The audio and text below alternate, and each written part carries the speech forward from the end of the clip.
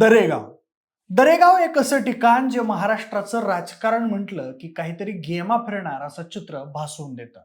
दरेगाव म्हणजेच उपमुख्यमंत्री एकनाथ शिंदे यांचं गाव. एकनाथ शिंदेच्या आयुष्यात काही घटना घडल्या किंवा त्याचं मन लागत नसलं की ते दरेगाव गाठतात.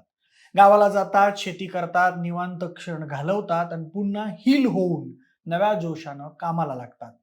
पण सध्याची एकूण सगळीच परिस्थिती बघितली तर एक गोष्ट जाणून येते, ती म्हणजे अशी की गेल्या 5 ते 6 वर्षात एकनाथ शिंदे हे दरेगावला गेलेत आणि राजकारणात काहीतरी मोठ्या गेमा फिरल्यात. आता सुद्धा आज एकनाथ शिंदे हे दरेगावला गेल्याचं कळून येत आहे, पण त्यांच्या जाण्यानं भूतकाळात ह्या गेमा कधी कुठं कशा फिरल्या, त्यानंतर त्याचे महाराष्ट्राच्या राजकारणात काय पडसाद उमटले, अशा कोणत्या 5 गोष्टी आहेत ज्या एकनाथ शिंदे दरेगावला गेल्यावर घडल्यात, याबद्दलची संपूर्ण माहिती जाणून घेऊया या व्हिडिओच्या माध्यमातून. नमस्कार, मी प्रथमेश आणि तुम्ही पाहताय विषय भारी.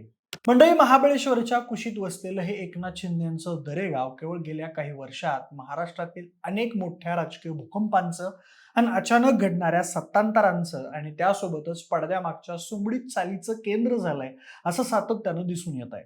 त्याचं कारण असं की जेव्हा जेव्हा मुंबईतलं किंवा राजकीय वर्तुळातलं वातावरण बिघडतं किंवा महायुतीतील समीकरणांमध्ये काही तणाव निर्माण होतो, तेव्हा एकनाथ शिंदे अचानक सगळी कामं रद्द करून दरे या आपल्या मूळ गावी निघून जातात.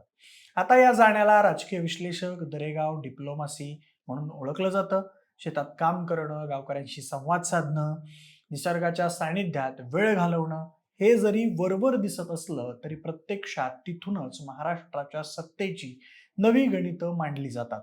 यातली पहिली सगळ्यात मोठी आणि ऐतिहासिक घटना म्हणजे जून 2022 मधील महाराष्ट्रातलं सत्तांतर. उद्धव ठाकरे यांच्या नेतृत्वाखाली महाविकास आघाडी सरकारमध्ये नगरविकास मंत्री असताना एकनाथ शिंदे यांनी पक्षांतर्गत तीव्र असंतोष व्यक्त केला होता. त्यानंतर सुरत, गुवाहाटी आणि गोवा असा प्रवास करत त्यांनी पक्षाच्या तब्बल 40 आमदारांसह सत्तांतर केलं. या घडामोडीनंतर जेव्हा एकनाथ शिंदे यांनी महाराष्ट्राच्या मुख्यमंत्री पदाची शपथ घेतली, त्यानंतरच्या लगेचच्याच काळात ते आपल्या दरे या मूळ गावी गेले. सत्तांतरांच्या या संपूर्ण प्रकरणाची पायाभरणी आणि बंडानंतर पक्षावर ताबा मिळवायची, शिवसेना नावावर आणि धनुष्यबाण या चिन्हासोबत न्यायालयात काय डाव करता येतील याची रणनीती याच दरेगावच्या भूमीशी आणि तिथल्या राजकीय हालचालीशी जोडली गेलेली होती. या घटनेत उद्धव ठाकरे यांचं मुख्यमंत्री पदावरून पायउतार होणं, देवेंद्र फडणवीस यांनी अचानक उपमुख्यमंत्रीपद स्वीकारणं, संजय राऊत आणि अजित पवार यांनी दिलेली राजकीय आव्हानं आणि शिंदे गटाचे आमदार जसं की भरत गोगावले, तानाजी सावंत, शहाजीबापू पाटील यांच्या भूमिका अत्यंत कळीच्या ठरल्या होत्या. त्यानंतर दरेगावातून शिंदे यांनी आपल्या आमदारांशी आणि कायदेतज्ञांशी सतत संपर्क ठेवून संपूर्ण पक्षाशी आणि सरकारची नवी चौकट भक्कम केली होती. आता दुसरी कळीची एक घटना घडली होती एप्रिल 2023 मध्ये, जेव्हा महायुती सरकारमध्ये अंतर्गत नाराजी आणि निधी वाटपावरून प्रचंड तणाव निर्माण झालेला होता. त्यावेळेला अजित पवार विरोधी पक्षात असून त्यांची ताकद ही दिसून यायची. त्यात भाजपा हा वरचढ आणि मोठा भाव म्हणून पक्ष कळून यायचा. त्यामुळे शिंदे गटातल्या आमदारांना भाजपच्या वाढत्या प्रभावाची कुणकुण लागली होती. याच वेळी काही मंत्र्यांच्या पालकमंत्री पदावरून आणि सनदी अधिकाऱ्यांच्या बदल्यांवरून शिंदे आणि देवेंद्र फडणवीस यांच्यात मतभेद असल्याच्या बातम्या मीडियावर वेगानं पसरल्या होत्या. अशा वेळी एकनाथ शिंदे हे अचानक मुंबईतल्या सगळ्या बैठका रद्द करून 3 दिवसांसाठी दरेगावला निघून गेले. विरोधकांनी याला शिंदे यांची नाराजी नाटकं आणि पळवाट असं म्हणालेलं. मात्र दरेगावात मुक्कामी असताना शिंदे यांनी दिल्लीत केंद्रीय गृहमंत्री अमित शहा यांच्याशी थेट कॉन्टॅक्ट केला आणि अख्खा गेम फिरवला. या दरेगाव मुक्कामानंतरच भाजप आणि शिंदे यांच्यातल्या वादावर पडदा पडला आणि निधी वाटपाचं नवं सूत्र ठरलं आणि शिंदे गटातील नाराज आमदारांना शांत करण्यात आलं. या घटनेत देवेंद्र फडणवीस, अमित शहा, श्रीकांत शिंदे आणि शिवसेनेचे तत्कालीन प्रमुख नेते सहभागी होते. त्यानंतर तिसरी मोठी राजकीय घटना जुलै 2023 मध्ये घडली, जेव्हा महाराष्ट्राच्या राजकारणात आणखी एक मोठा भूकंप झाला. अजित पवार हे आपल्या समर्थक आमदारांसह महायुती सरकारमध्ये सामील झाले आणि उपमुख्यमंत्री पदाची शपथ घेतली. त्यांच्यासोबत तेव्हा छगन भुजबळ, प्रफुल्ल पटेल, हसन मुश्रीफ आणि दिलीप वळसे पाटील हे ज्येष्ठ नेते सरकारमध्ये आले. या घटनेमुळे शिंदे गटातील आमदारांमध्ये प्रचंड अस्वस्थता पसरली, कारण ज्या वेळेस ठाकरेंचं सरकार होतं त्यावेळेला अजित पवारांच्या निधी वाटपाच्या पद्धतीवर आणि एकाधिकारशाहीवर टीका करून शिंदे गटाने उद्धव ठाकरेंची साथ सोडली होती. तेच अजित पवार पुन्हा त्याच सरकारमध्ये अर्थमंत्री म्हणून आले. या तीव्र अस्वस्थतेच्या काळात एकनाथ शिंदे यांनी पुन्हा एकदा दरेगावात मुक्काम ठोकला आणि दरेगावात बसूनच शिंदे यांनी आपल्या सगळ्या आमदारांची बैठक घेण्याचं नियोजन केलं. त्यानंतर अमित शहा आणि देवेंद्र फडणवीस यांच्याशी थेट चर्चा करून शिंदे गटाच्या आमदारांच्या अधिकारांचं आणि मंत्रिपदांचं संरक्षण करण्याचं आश्वासन पदरात पाडून घेतलं.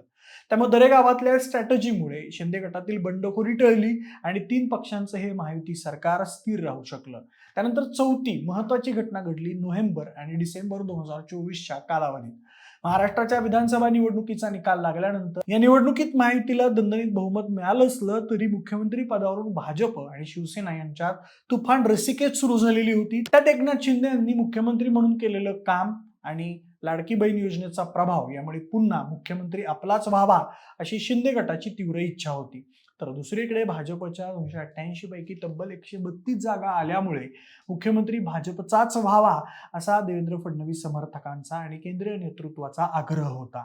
या सत्ता संघर्षाच्या ऐन केंद्रस्थानी असताना नवीन सरकारचा शपथविधी लांबणीवर पडत होता. त्यात एकनाथ शिंदे अचानक दिल्लीहून थेट आपल्या दरेगावी निघून गेले आणि त्यांचा हा 3 दिवसांचा दरेगाव मुक्काम संपूर्ण देशाच्या आणि महाराष्ट्राच्या राजकीय चर्चेचा मुख्य केंद्रबिंदू बनला. दरेगावात राहून त्यांनी आजारी असल्याचं कारण दिलं असलं तरी प्रत्यक्षात तिथूनच त्यांनी महायुतीमधल्या आपल्या जागेसाठी आणि भविष्यातल्या सत्ता वाटपासाठी बार्गेनिंग पॉवर दाखवून दिली. अखेर या दरेगाव मुक्कामानंतर महायुतीच्या दिल्लीतल्या उच्चस्तरीय बैठका पार पडल्या, ज्यामध्ये देवेंद्र फडणवीस हे मुख्यमंत्री तर एकनाथ शिंदे आणि अजित पवार हे उपमुख्यमंत्री होण्याचं सूत्र अंतिम झालं. आणि आता शेवटची 5वी घटना म्हणजे विधान परिषद निवडणुका. पक्षांतर्गत फेररचना आणि महायुतीतल्या जागा वाटपाची स्ट्रॅटजी ठरवताना झालेला दरेगाव दौरा. नुकत्याच पार पडलेल्या पार्श्वभूमीवर नाशिक, उत्तर महाराष्ट्र आणि मराठवाड्यातील पक्षांतर्गत आव्हानं समोर आली होती. नाशिक विधान परिषद निवडणुकीत शिंदे यांच्या शिवसेनेचे उमेदवार नरेंद्र दराडे यांच्यासमोर राजकीय आव्हानं निर्माण झाली असताना आणि पक्षांतर्गत असंतोषाची चिन्ह दिसत असताना एकनाथ शिंदे यांनी नवी दिल्लीतली सगळी महत्वाची कामं आटोपून मध्यरात्री थेट दरेगाव गाठलं. या सडन दरेगाव दौऱ्यामुळे प्रशासनात आणि राजकीय वर्तुळात प्रचंड खळबळ उडाली. दरेगावात बसूनच त्यांनी पक्षाच्या प्रमुख नेत्यांशी, स्थानिक पदाधिकाऱ्यांशी आणि विरोधी गटातील काही असंतुष्ट नेत्यांशी गुप्त चर्चा केल्याच्या बातम्या समोर आल्या. या दौऱ्यादरम्यान त्यांनी पक्षाचं संघटन मजबूत करण्यासाठी आणि महायुतीतल्या मित्रपक्षांशी समन्वय राखण्यासाठी दरेगावातूनच पडद्यामागून महत्वाची सूत्र हलवली. अशा प्रकारे जेव्हा जेव्हा महाराष्ट्राच्या राजकारणात काही गंभीर पेच प्रसंग निर्माण होतो, युतीमध्ये तणाव वाढतो, तेव्हा एकनाथ शिंदे हे साताऱ्यातल्या दरेगावी जातात आणि त्यानंतर दरेगाव हे राजकारणाचं केंद्रबिंदू ठरतात. आता आपण गेल्या काही महिन्यांपासूनची राजकारणातल्या काही गोष्टी बघू किंवा पॉइंट्स बघू, त्यावरून पुढे काही गोष्टी घडू शकतील याचा एक अंदाज लावता येऊ शकतो. गेल्या महिन्यांपासून शिंदेचा दिल्ली दौरा वाढलेला दिसतोय. त्यात ऑपरेशन टायगर ही नुकतीच भर पडली. एकनाथ शिंदे दिल्लीला जातात आणि अमित शहा यांची भेट घेतात.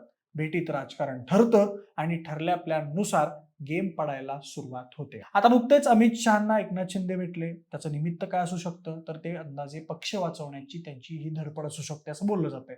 माध्यमांमध्ये असं दिसून येतंय की अमित शहा आणि शिंदे यांच्यामध्ये पक्ष वाचवण्यासाठी बऱ्याच चर्चा झाल्या आणि गेल्या 2 दिवसांपासून शिवसेना ठाकरे गट हा सुप्रीम कोर्टात महत्वाची बाजू मांडताना दिसून येतोय.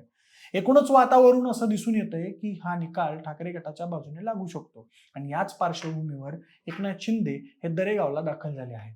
आता इथून पुढे दरेगावातून काय सूत्र हलणार आहेत, एकनाथ शिंदे पक्ष वाचवण्यासाठी काय प्रयत्न करतील किंवा काय गेमा फिरवतील हे बघणं महत्वाचं ठरणार आहे. बाकी मंडळी, तुम्हाला या एकनाथ शिंदेच्या दरेगावला जाण्याबद्दल काय वाटतंय हे आम्हाला कमेंट बॉक्समध्ये नक्की सांगा आणि सोबतच आपल्या विशेष व्हायचे YouTube चॅनलला सबस्क्राईब करायला अजिबात विसरू नका.